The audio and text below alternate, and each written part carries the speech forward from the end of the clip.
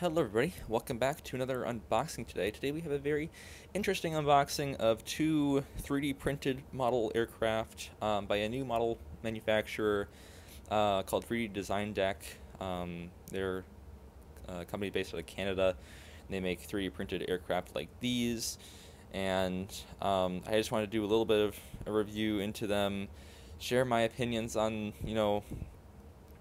obviously what they can improve, because as you can see both of these models are clearly broken, um, and I don't know, I don't want to, it's not going to be like a 10-minute video of dunking on 3D Design Deck, because that's not what I want to do. I want to offer, like, maybe since this is not really a thing on YouTube yet, I haven't seen any unboxings of a 3D Design Deck model. There might be one out there that I just haven't seen yet, but um, they're a fairly new company, so I want to, give a broad assessment of, what they have to offer here, but also just warn you about some of the things that can happen, like the things that happened to these two models. So I ordered these back in November. I believe there was still a pre-order then. Um, I actually, I only ordered the Air Alliance one. We'll get back to the story on the Jazz one later, but I only ordered the Air Alliance Beech 1900, and I ordered it off of this like uh, model retailer and off of eBay. They're located in Florida. They were really nice with communicating throughout this entire time, because I originally pre-ordered it for, I ordered it in like late November, and then it was supposed to arrive in like early to mid December, and the shipment date went by and it went by, and then it got into the holidays and I just got like really busy and I didn't message them or anything. Now finally, like now starting into January, I finally was like messaged, hey, like, hey, where are my models at? And I didn't use that language. I was like, I wanted to know if there was any update on where they were, and they said that they had them, but they were broken, and so they were trying to get a new one from the manufacturer, but they weren't having success in doing that. And they also said that they could just ship them to me now, or at that point, I just thought I was getting this one. You could They could ship it to me now with a 15% discount off of my next order.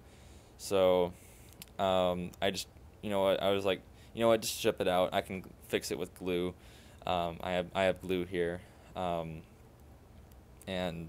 like that's that. They shipped it out. It was all good, and it arrived within 4 days, which was really good. So big thank you to that company on eBay. I should actually give them a little plug here. Their communication was great. They definitely were very sorry about the situation. I feel like they put more responsibility on themselves than it was actually on them,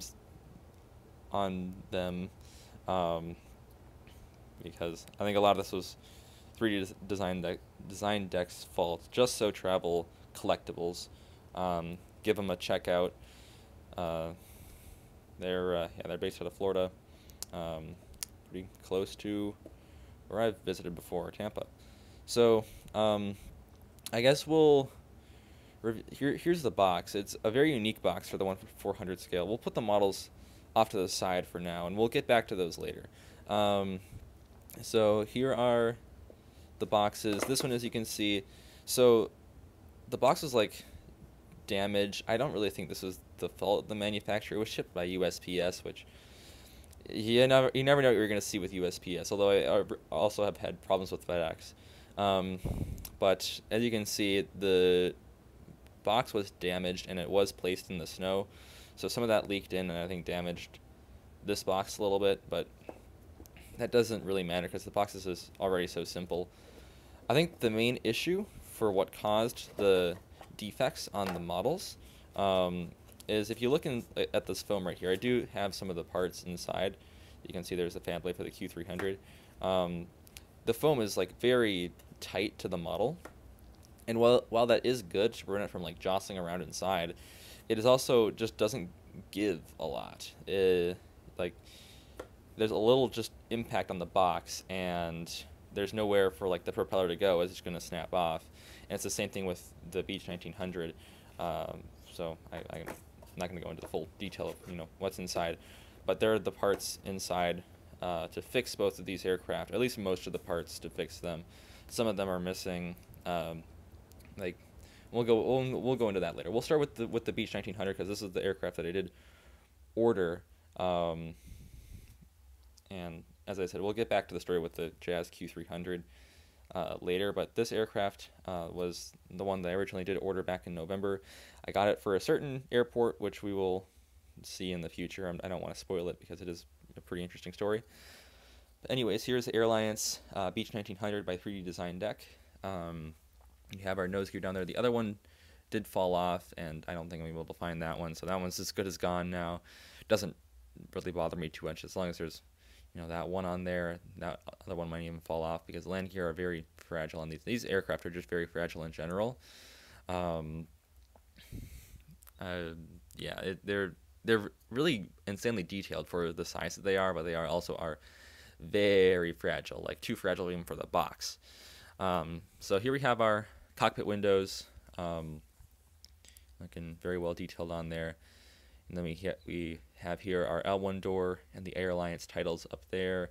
And this aircraft would be all economy 1-1 on each side. So this would have been operated by Air Georgian back in the day. And Air Alliance, by the way, that's like what Air Canada Express is now, or Air Canada Jazz is. Well, never mind. Jazz operates the aircraft, but Air Canada Alliance would have been like the Air Canada Express brand, if that makes sense. Because they were like Air Canada's regional brand, Air Canada Alliance. Kind of interesting. And yeah, this was their livery back in the day. This is like their original livery. We also have like the tiny little winglets here in the Beech 1900, which are just all in black. We also have our engines right here, which are both missing the fan or the props on them. So those are in the box. I can fix them. I don't think I'm gonna be able to fix them without ruining the model. So I don't think I'm gonna try to fix these. I might try on the Q300. I feel like this is just gonna be too small. This is just gonna end up being a disaster. But it's fine. Honestly, it's like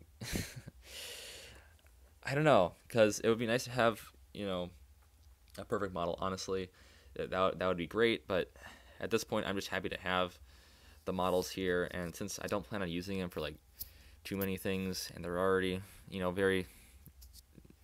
I feel like the detail elsewhere in the model doesn't really make up for it, but it at least gives it a few bonus points. I'm not sure how to feel about these models, honestly.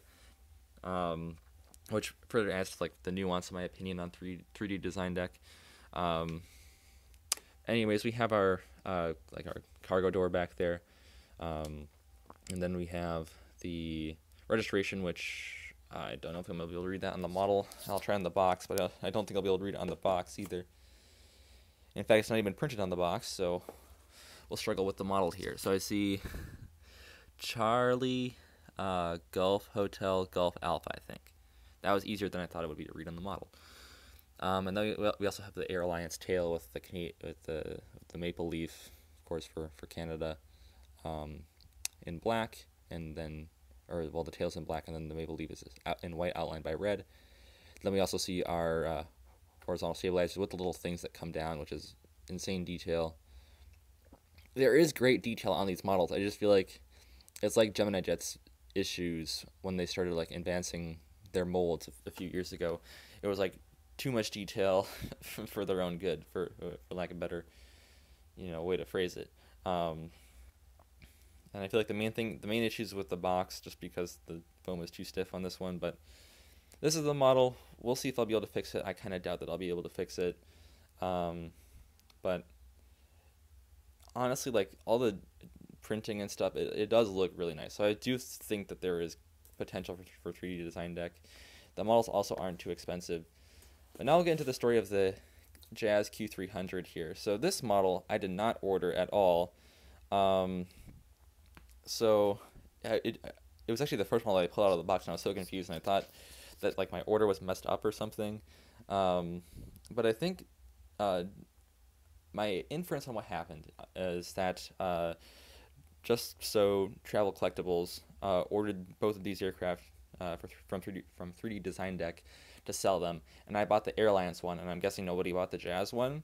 But once it arrived, they saw that it was broken. They do inspections on their models, so that's cool of them. And they saw that it was broken, and they figured, like, what are we gonna do with it? So we'll just give it to this other guy who ordered the Air Alliance one. So I'm guessing that's what happened because I did not pay for this one. um, but so hopefully I didn't like accidentally just steal this one. But I mean, I feel like that would be a pretty severe mistake to make, considering that I never ordered this one. So I assume that it was just a gift because it is defective anyways. So thank you to Just So Travels. Thank you for that and the 15% discount off my next order. You guys were great to work with through this issue. And also thanks for the free model, I guess. So here it is, Jazz Q300 in the yellow Jazz livery. It looks great. I mean, this livery is sick. I didn't realize how much I loved the Jazz livery until I actually got a model of it, especially the yellow one. The yellow one is by far the best. I mean, look at that leaf. Look at all the detail on the leaf. That is spectacular. So we have our cockpit windows up there, a little escape hatch on top. We have our L1 boarding door right there with the Jazz billboard titles going across and underneath the wing right there. Looking very interesting. I don't know, the Air Canada Jazz brand has always been a little bit confusing to be like why do they do it? What does it mean? I just think it's pretty cool. This livery is really, really cool. We have the Air Canada titles up there too, and we also have the one prop that isn't. This is what it should look like on both of these models. But yeah, we'll try to get the other one on. I'll try to glue the other one on, at least on this one, because this one I don't really have a specific use for. So it can, take more. I'm willing to get for this one to take more damage than the Air Alliance one, I guess I should say. We have the windows going down the fuselage there. This one would also be all economy, I assume. And then we also have an underwing exit there, I guess. Here is the registration on this one, which I also don't know if I'm going to be able to read. But we'll try our best, which is Charlie Dash Golf Tango Alpha Golf, I think. So we also have our cargo door back there, and then the very sick yellow maple leaf back there, which is great. Here's the other side of the aircraft, pretty much the same in terms of delivery, just no cargo door on this side, and you have an L2 door. Also, this one we have a missing main gear wheel right there, which that fell off after the fact. That was not an original defect with the model, although the nose gear, that was, and I really don't think I'll be able to fix the landing gear on this one just because they're so small. But the insane thing is, and this is why I feel like these are too detailed for their own good, the gear actually friggin' rolled on this one. I'm not going to roll it anymore because we clearly demonstrated that is not good. But when I first unboxed this, I was so shocked that the landing gear actually rolled, which is insane for a model that is smaller than my pinky. I don't know how they were able to do that. And I mean, clearly maybe it wasn't the best choice, but still, that is absolutely insane. This is why I feel like 3D Design Deck, they have some potential here if they're just able to get their QC stuff under control and, fix the boxes, I guess. Because they are really impressive in terms of their detailing, and I mean, I'm assuming this is just one person who does these, and I mean, they have some mad skills as long as they're able to improve on QC a little bit, because this is it's the thing again that's adds a whole lot of nuance. Because one, it's bad that these are coming damaged. On the other hand, it's understandable because this is one person who's doing all of this, and they're also making really well detailed models. So I don't know. I'm not really one to get super negative on defects, although it's kind of a bummer that I probably won't be able to fix these. But I mean, I knew what I was signing up for, I guess. This is a new company, and I was also told by the retailer that these were going to come defective. So it's fine. I'm not upset or anything. I knew what I was in store for, and then this is what showed up. So I'm glad that I got a free model at least out of it. That was really cool. That like really leaves a positive, on the whole experience. So thank you to Just So Travels for that. 3D Design Deck, my words of advice are just improve your packaging, and then hopefully less will come defective. But that'll do it for today's kind of long unboxing. So hopefully you enjoyed some of the opinions here. Kind of an opinionated unboxing, honestly. Yeah, I don't know. I would caution you on trying out 3D Design Deck just because of what we have proved here. But also, it is worth noting that they do make some pretty cool ass models. So I don't know. I don't really have a big foregone conclusion from this unboxing today.